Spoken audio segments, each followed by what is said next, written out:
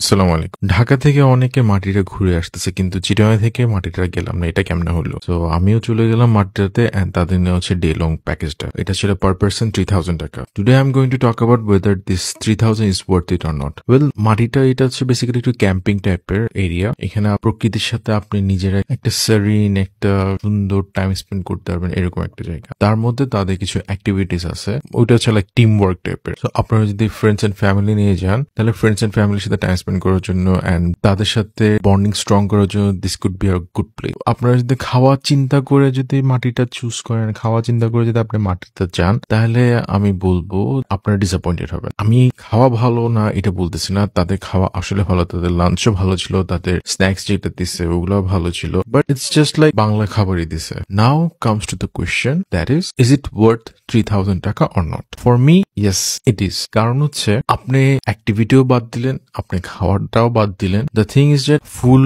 Day প্রকৃতির সাথে, আপনার নেচারের সাথে, আপনার গাছগাছালি, পাহাড়ের সাথে, কোলাহল শহর থেকে দূরে গিয়ে টাইম স্পেন্ড করার মতো একটা জায়গা পাচ্ছেন। সবকিছু টেনশন সবকিছু রেখে একটা রিফ্রেশমেন্টের জন্য যখন যাবেন। And another great thing I found, আপনি এখানে ফ্রিলি ঘুরতে পারবেন। ইট kind of feels like secured, যে মানে আপনার সিকিউরিটি নিয়ে কোনো ইস্যু আমার ওরকম ফিল হয় না। অ্যান্ড স্টাফরাও অনেক ফ্রেন্ডলি। সো আমরা যখন কোথাও যেয়ে থাকি তখন কোথাও থাকার একটা কস্ট, আপনি খাবেন কি ওটা নিয়ে একটা চিন্তা ভাবনা, ওটার একটা খরচ, ওইসব জিনিসগুলো নিয়ে সবকিছু চিন্তা করে ওভারঅল হচ্ছে 3000 টাকা is a worth it in my opinion. So ওইটার জন্য আমি বলবো হচ্ছে আপনারা মাটিটাকে চুজ করতে পারেন।